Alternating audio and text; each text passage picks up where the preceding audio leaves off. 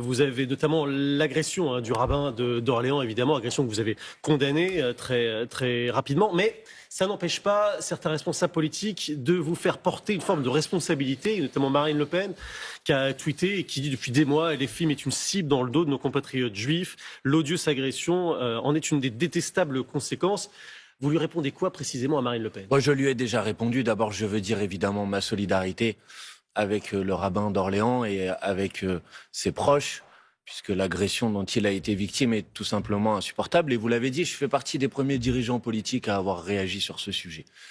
Madame Le Pen est bien mal placée pour donner des leçons d'antiracisme ou de lutte contre l'antisémitisme. Dois-je vous rappeler que Marine Le Pen dirige un parti qui a été fondé par des collabos? Dois-je vous rappeler que siège à l'Assemblée nationale, sur les bancs à côté de Madame Le Pen, un député, M. Bocaliti, qui, avant d'être député, tenait une librairie dans laquelle on vendait des ouvrages négationnistes et antisémites. Mais pourtant, donc s'il y a bien quelqu'un qui est mal placé pour donner des leçons sur ce sujet, c'est bien Mme Le Pen. Elle aurait mieux fait de se taire. Et je vais vous dire, je trouve que cette manière de venir, en quelque sorte, plutôt que d'apporter son soutien à la personne qui a été victime de cette agression, venir essayer de polémiquer sur ce sujet, je trouve ça ignoble. Elle l'a fait également. Je vous le dis sincèrement. Vous avez observé, malgré tout ce que vous dites, que Jordan Bardella, président du Rassemblement national, il va en Israël cette semaine à l'invitation du gouvernement israélien. Est-ce que le gouvernement israélien, il invite et il rend hommage d'une certaine façon par cette invitation à des partis qui seraient antisémites? Mais vous savez, le gouvernement de M. Netanyahou est un gouvernement qui contient en son sein des ministres d'extrême droite. Je peux penser à M. Smotrich, par exemple, dont les propos ont été largement dénoncés, en Israël d'ailleurs, par une partie de la population israélienne et dans la communauté internationale de manière générale. Alors qu'il y ait des proximités entre l'extrême droite israélienne et l'extrême droite française ne me choque pas vraiment. Et peut-être qu'on pourrait demander à Mme Le Pen si elle est solidaire des actions, des crimes qui sont commis aujourd'hui par l'armée israélienne à Gaza. Vous montriez encore ce matin un bombardement contre un hôpital. Donc que Mme Le Pen... Pour viser un dirigeant du Hamas qui a été tué. Non mais ça, monsieur, ça fait depuis des mois et des mois qu'à chaque fois que l'armée israélienne bombarde, frappe des civils, tue des milliers de personnes, des enfants, des civils, des gens qui sont tout à fait innocents. À chaque fois, la propagande du gouvernement israélien, c'est de dire non, c'est pour cibler une personne. Là, en l'occurrence, c'était le cas. C'est un dirigeant du Hamas qui a été tué. Il y a eu plus de 50 000 victimes à Gaza ces derniers mois, et je ne crois pas qu'on puisse dire que ces 50 000 personnes étaient des membres du Hamas. Donc ça, c'est pour fermer peut-être le registre de cette propagande que je trouve tout à fait insupportable. Quant à Mme Le Pen ou M. Bardella, que l'extrême droite israélienne l'invite, peut-être qu'il devrait réviser l'histoire et se rappeler qu'a été le rôle du Rassemblement national dans la montée en France de l'antisémitisme. Peut-être faut-il leur rappeler que Jean-Marie Le Pen a été condamné à de multiples reprises pour antisémitisme, négationnisme ou incitation à la haine raciale. Le problème, c'est qu'il n'y a pas que le Rassemblement national qui dit ça. Il y a aussi des membres éminents du gouvernement, Gérald Darmanin ou encore Bruno Retailleau, qui dit qu'il y a un antisémitisme d'atmosphère qui se développe dans les partis d'extrême gauche qui attisent la haine. Vous lui répondez quoi au ministre de l'Intérieur? Je lui dis qu'à un moment, quand on est ministre, il faut dire des choses sérieuses et s'appuyer sur des chiffres qui sont précis.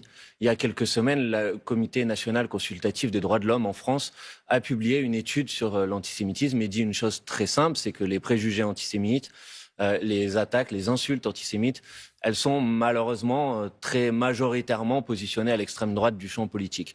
Et quand M. Retailleau, la semaine dernière, disait qu'il n'y avait pas d'antisémitisme à l'extrême droite, vous voyez, il nie même les chiffres du Comité consultatif national des droits de l'homme, qui sont pourtant des chiffres que normalement personne ne conteste. Quant à M. Darmanin, puisque maintenant tout le monde veut donner des leçons à tout le monde, M. Darmanin a été pointé du doigt il y a quelques mois pour avoir publié un livre dans lequel il reprenait, sans les mettre à distance, et il saluait les politiques de Napoléon contre les Juifs. Vous voyez, donc M. Darmanin, si, vous pourrez le regarder, peut-être que vous n'êtes pas informé, et dans ce cas-là, c'est sans doute problématique, puisqu'il y a une personne qui a été pointée du doigt pour ce sujet et qui vient maintenant de donner des leçons à la terre entière. Bref, franchement, je trouve ça totalement indécent qu'on vienne surfer en quelque sorte sur une agression antisémite pour essayer de régler des comptes politiques. Moi, je préfère retenir deux choses. Les propos du rabbin d'Orléans qui a dit, lui, et qui a salué la solidarité à laquelle il avait eu le droit face à cette agression. Et moi, je préfère saluer les personnes qui se sont interposées face à cette agression, parce que c'est eux, parce que face aux attaques racistes, antisémites, islamophobes, la solution, ça doit être l'entraide l'entraide, la solidarité, la fraternité. Il y a une marge en tout cas, demain. c'est la position de la France insoumise. Il y a une marche demain à Orléans, une marche silencieuse, vous pourriez y participer? Bah, moi, en tout cas, je suis pas à Orléans, mais je souhaite que toutes celles et ceux qui peuvent y participer, y participent, parce qu'effectivement, il faut montrer la solidarité du pays tout entier. Et vous pensez que les députés LFI, peut-être de la zone, pourraient y aller? Oui, alors après, on n'a pas de députés dans ce département, mais je pourrais en avoir discuté avec les militantes et les militants de la France insoumise. Ils ont effectivement l'intention de s'y rendre pour apporter leur soutien au rabbin d'Orléans. Alors, toutes ces accusations qui visent LFI, elles ont évidemment été attisées par le fameux visuel représentant Cyril Hanouna, d'une façon qui rappelait la France de Vichy. LFI a été condamné pour ça. C'est pas que de la politique, c'est aussi la justice. Ne dites pas des choses inexactes. Le juge des référés s'est prononcé.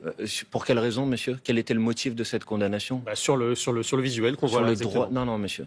Il faut lire les jugements à un moment. C'était sur le droit à l'image. Et évidemment pas sur un éventuel caractère antisémite de ce visuel, que pour ma part, je réfute complètement et totalement. Il y a, effectivement, j'ai plus les termes exacts. C'est le droit à l'image, monsieur. Le droit à l'image, parce que le juge reconnaît que ça rappelle, effectivement, le juge a considéré non, ce n'est pas vrai, monsieur, pardon. Le juge a considéré qu'on ne pouvait pas utiliser l'image d'une personnalité médiatique dans une campagne d'affichage, comme par exemple le juge l'année dernière nous avait fait le même reproche à propos d'une campagne sur l'inscription sur les listes électorales dans laquelle on représentait Madame Saint-Cric. Il faut dire les choses de manière précise et par ailleurs nous avons fait appel de ce jugement. La France insoumise, aucun de ses dirigeants, son mouvement, aucun de ses militantes et de ses militants n'ont jamais été condamnés pour racisme, antisémitisme, contrairement aux partis d'extrême droite. Et donc cette manière infamante d'essayer de nous stigmatiser sur ce sujet, sur un sujet qui va totalement à l'encontre de quelles sont nos valeurs, nos principes, nos combats.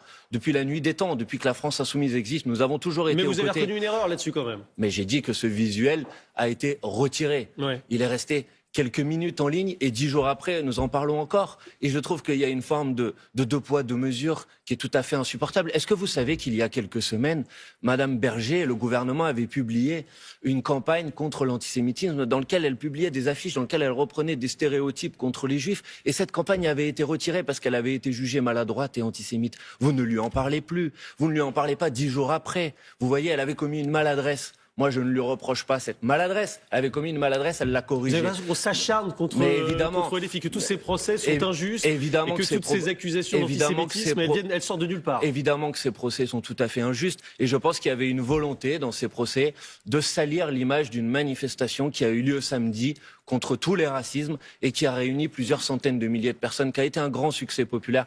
Et bonjour Jordan Bardella. Bonjour. Merci de répondre à mes questions ce matin. Vous êtes le président du Rassemblement national, vous êtes député européen, très nombreuses questions à vous poser, mais d'abord votre réaction à ce qui s'est passé samedi à Orléans, le rabbin Aryeh Engelberg qui a été violemment agressé en pleine rue sous les yeux de son fils. Condamnation unanime. Et vous ?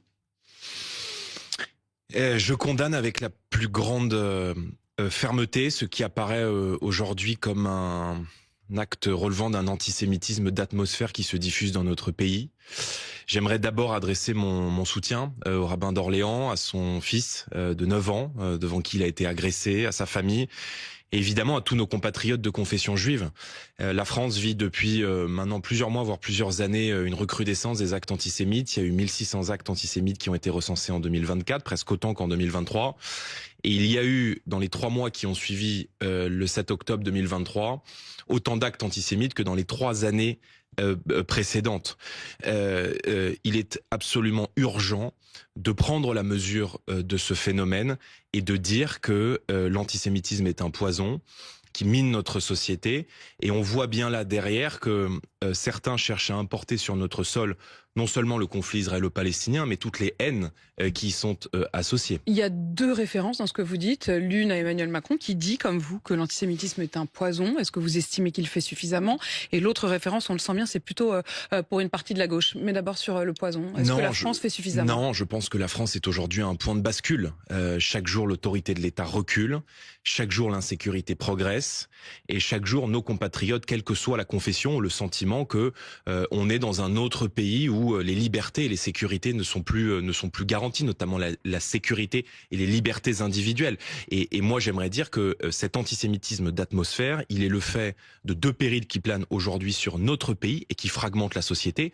Le premier, c'est le totalitarisme islamiste qui combat tout ce que nous sommes et qui cherche non pas seulement à se séparer de la société française, mais à imposer à toute la société française ses propres interdits. Et deuxièmement, c'est le péril de l'extrême gauche qu'on a encore vu s'illustrer tragiquement dans les rues de Paris samedi dernier, avec des messages extrêmement violents contre l'État, contre la République, contre la police, avec des drapeaux palestiniens qui ont été agités. Et quand je vois, il y a encore quelques jours, des affiches de la France insoumise, qui rappellent d'ailleurs les années 30, allant jusqu'à caricaturer Cyril Hanouna, on se dit qu'on a non seulement un antisémitisme qui se diffuse, des relais, des militants, mais en plus un mouvement politique qui fait le choix d'alimenter le communautarisme et le discours de haine dans notre pays à l'égard de nos compatriotes de confession avec une juive. forme de responsabilité directe pour vous. Est-ce que pour vous il y a un lien entre les affiches, les slogans de la semaine dernière et l'agression de samedi? Oui, l'enseignement, et je l'avais dit à l'époque du 7 octobre 2023, c'est que pour la première fois, la condamnation du terrorisme islamiste ne faisait pas l'unanimité dans la société française. Et on a vu un mouvement tomber dans l'indignité, celui de M. Mélenchon et de ses parlementaires, allant jusqu'à considérer que le Hamas n'était pas un mouvement terroriste, mais un mouvement de résistance. Quand on voit que la France insoumise épouse toutes les revendications politico-religieuses qui sont aujourd'hui celles des fondamentalistes, quand on voit cette affiche, encore une fois, ces caricatures qui ont été faites, notamment d'un animateur télé de Cyril Hanouna, on est dans un antisémitisme qui n'est pas seulement décomplexé, mais qui est assumé, qui est revendiqué, dans le but espéré, je mets des guillemets, d'aller flatter un électorat sensible à la thématique de l'islam et sensible au conflit israélo-palestinien.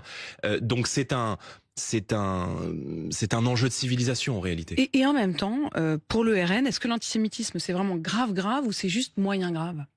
Pourquoi vous dites cela? Je vous pose la question parce qu'en 2015, après que Jean-Marie Le Pen ait redit ses propos sur le point de détail des chambres de gaz, Marine Le Pen a rompu avec lui. Il avait été expulsé du RN par Marine Le Pen. Elle avait dit que c'était une décision douloureuse, mais elle l'avait fait. Et depuis, elle regrette. Elle dit « Je ne me le pardonnerai jamais. Jusqu'à la fin de mon existence, je me poserai toujours la question, est-ce que j'aurais pu faire autrement ?» Est-ce que ça veut dire que finalement, c'était pas si grave ce qu'il avait dit Jean-Marie Le Pen? Non, ça veut dire que lorsque une fille parle de son père et que son père est décédé il y a quelques jours, les mots qu'elle utilise sont des mots personnels et non plus des mots politiques. Je crois que Marine Le Pen a toujours été, et personne ne peut lui en faire le reproche, irréprochable sur ce sujet, allant jusqu'à rompre avec son propre père sur le plan politique, et pendant de très nombreuses années, vous le savez, sur le plan avant de le regretter personnel. Non mais une fille peut regretter de ne pas avoir parlé à son père pendant plusieurs années, mais en tout cas la chef politique qu'elle a toujours été extrêmement courageuse, elle a toujours pris ses responsabilités, et permettez-moi de vous rappeler que dans quelques heures, dans quelques jours, je m'envolerai pour Israël, où je suis invité à intervenir sur cette grande cause qui doit nous unir, qui est la lutte contre l'antisémitisme, à l'invitation du gouvernement de l'État d'Israël.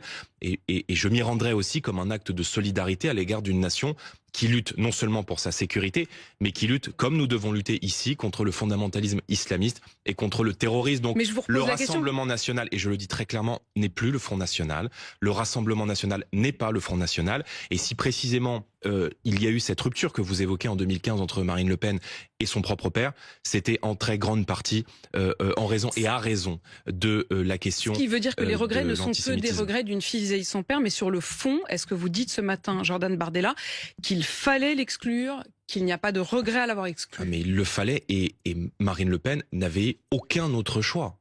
Et je crois que personne, aucun Français et aucun Français de confession juive ne peut ce matin nous faire le reproche de ne pas avoir été clair, extrêmement limpide sur cette question, et je crois que beaucoup de nos compatriotes de confession juive sont extrêmement inquiets de voir la naïveté qu'il y a pu y avoir à l'égard du fondamentalisme islamiste dans notre société depuis 15 ans. Or, cette naïveté, nous ne l'avons pas eu, et le temps n'est plus aujourd'hui aux demi-mesures, il est aux mesures claires, courageuses, fortes, et pour mettre nos compatriotes de confession juive à l'abri des violences et à l'abri de l'insécurité. Comme tous les Français, il faut lutter et mener une guerre totale aux islamistes et à l'islamisme, que ce soit en France, en Europe ou partout dans le monde. Vous dites, Jordan Bardella, que vous partirez effectivement en Israël demain, à l'invitation d'un des membres du gouvernement. Vous dites également que le RN d'aujourd'hui n'est plus le FN d'hier.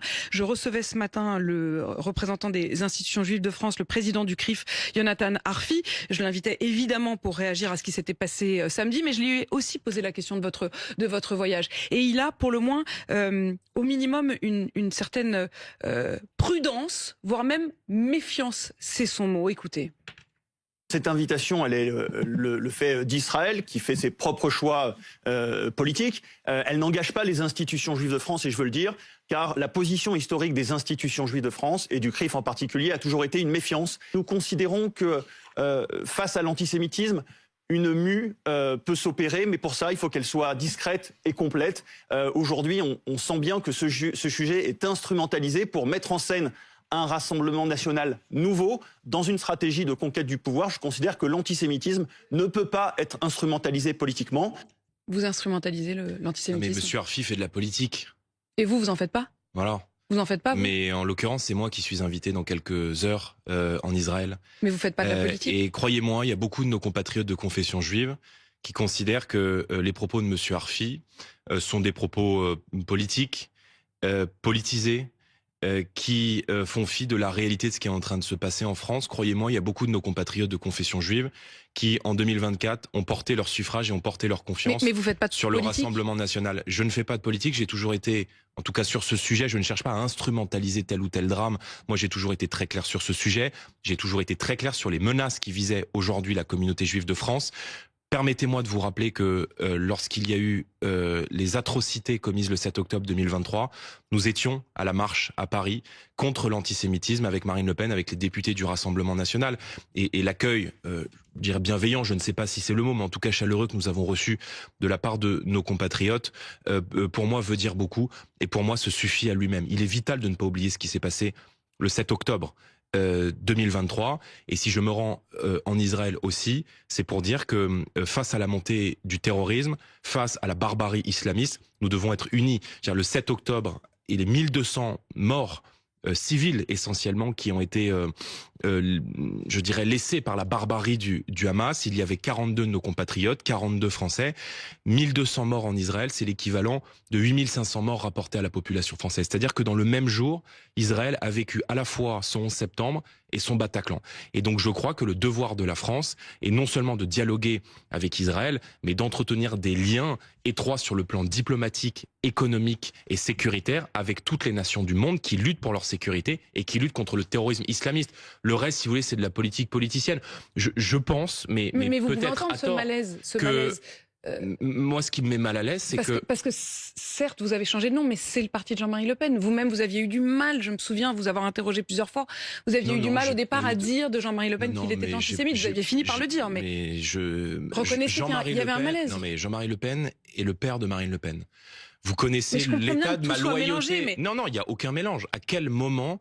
Qu'est-ce que vous avez à me reprocher sur ce sujet ou sur cette question? Je vous parle du malaise. Et qui est le malaise dont se fait lui-même l'écho Yonatan Arfi. Moi, mon malaise, il vient de ces insoumis à l'Assemblée nationale, du fait qu'ils soufflent sur les braises de l'antisémitisme, et qu'il y a encore quelques mois, aux élections législatives, Gabriel Attal et Emmanuel Macron ont retiré leurs candidats pour appeler à voter pour des candidats ouvertement antisémites lors des élections législatives. Il vient de là mon malaise. Et croyez-moi, j'ai toujours été extrêmement clair sur ce sujet. Et si je suis invité dans quelques jours par le gouvernement de l'État d'Israël, pour me rendre aussi en partie sur les lieux qui ont été attaqués par le Hamas le 7 octobre 2023, c'est aussi la reconnaissance du rôle qui est désormais le nôtre sur l'échiquier français, sur l'échiquier européen et sur le fait que nous apparaissons aujourd'hui comme un partenaire potentiel demain dans la lutte contre le terrorisme, dans la mesure où nous sommes perçus, y compris depuis l'étranger, comme un successeur possible à l'ère Macron.